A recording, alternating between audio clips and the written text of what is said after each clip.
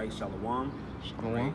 Before I get into my lesson, give all praises on and glory to Yahweh, by Hashem, Yahweh Shai, by Hashem, Dash, and honor to the apostles, the elders of the millstone, Shalom to the elect, nation of Israel, right? It's Ratazah from the GMS Atlanta camp, right, with another GMS quick hit or GMS Godspeed. You know, I just want to hit this quick scripture, 1 Thessalonians, the 5th chapter, right?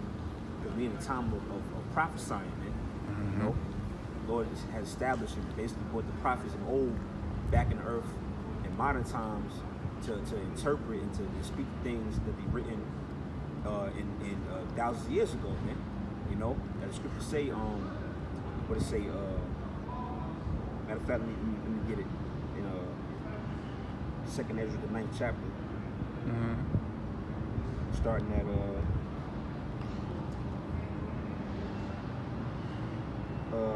start verse 1, 2nd Ezra 9:1. It says, he answered me then and said, measure thou the time diligently in itself, and when thou seest part of the signs past, which I have told thee before, then shalt thou understand that it is the very same time wherein the highest will begin to visit the world which he made. You see, and these times were written of and prophesied about thousands of years ago. You know, by men such as Ezra, you know, Jeremiah, Ezekiel, Isaiah, various other prophets of old. Even our Lord Yahweh Shai.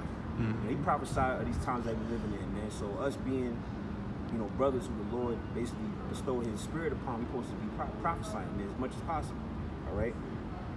Now I'm gonna get the scripture that I had first. This is on 1 Thessalonians 5 and 19. It says, the point is in 20. It says, quench not the spirit. You know, and essentially you know, you don't prophesy when you're not on fire for the truth. You quench the spirit. Quench something like basically putting the fire out. All right. It says, quench not the spirit, despise not prophesying. Man. And we got examples of particular, you know, men or Israelite groups that do that, man. You know, they'll do a 2-3 hour class on how to please your wife. You know, but rarely, or if at all, touch on the mark of the beast, which is the RFID chip. You know, they don't do lessons on the COVID-19 coronavirus and you know, the different things going on in geopolitics, man. All right, the lawyers say he set a watchman upon the walls of Jerusalem, man. We are those watchmen. All right, so we're not supposed to despise the prophesying. Of course, you do, you know, lessons to exhort brothers, motivate brothers, encourage brothers. You know, you might do a video on health. All those things is to the edifying of the church. But the number one thing is to prophesy, all right? Let's see. Let's go from there to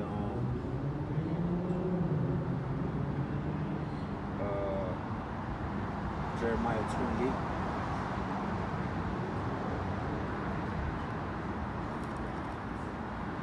Uh, 28 and 8. It says, the prophet that have been before me and before thee of old prophesied both against many countries and against great kingdoms, of war and of evil and of pestilence. We're doing the same thing today, man. The scriptures say what the spirit of the prophets is subject to the prophets, man. You know, the prophets always come back in their light. In every kingdom, the Lord set them up to prophesy against it, man. And America is a great kingdom. You know, war is coming. You know, brothers is going to that camp, man. You know, down the street. About what? World War III is brewing. These are things that the people are supposed to be informed about, so they don't have no excuse. You know, we've been out here, man, for years. The apostles, elders, 30 plus years, man.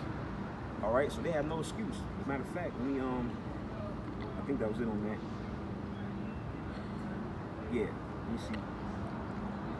Sirach 39 and 1. I'm gonna wrap up shortly. This is Sirach 39 and 1. It says, but he that giveth his mind to the Lord the Most High, and is occupied in the meditation thereof, will seek out the wisdom of all the ancient, which is something my people don't do. You know, they rather get caught up into Christianity. Hell, they tell you that the old ways are done away with. They ain't seeking that out, man. You know, they rather push and be a part of this new way of life, man. The scripture tell you, I think it was Jeremiah the 6th chapter, to seek out the old past, man. We're in a good way. We in that spirit, all right?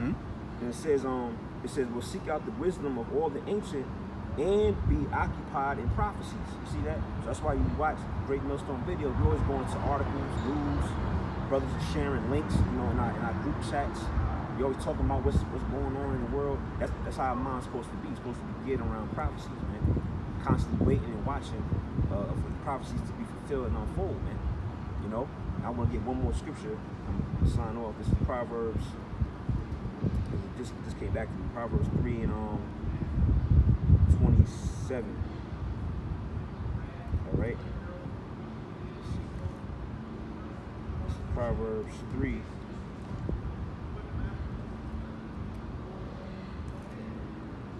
And 20. Yeah, Proverbs 3:27. It says, withhold not good from them to whom it is due. And in this context, what is the good? The good is this truth, this word, ultimately the prophecy. So you're not supposed to withhold it from them who it is due, which is the elect, or the people. People, they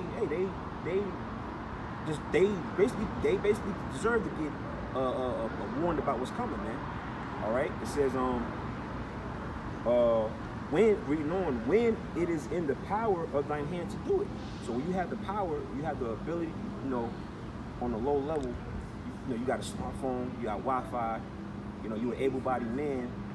The power's in your hands to edify and to prophesy, but if you don't do it, you're doing the people a disservice, man. Especially start with the elect. The elect is the only ones that's going to wake up and get it any damn way. As the scriptures say, everybody else who basically rejected the hand of the Lord, which is the prophets, they're going to be destroyed, man. You know, what's that? Proverbs 13:13. It says, he who despises the word shall be destroyed, man. So this is really only for the elect anyway, but still, to not give them an excuse, we're still supposed to prophesy this word, man. You know, so I'm gonna end it off there. All right, giving no praises, honor, and glory to Yahweh by Shem Yahushua, by Shem Kakadash.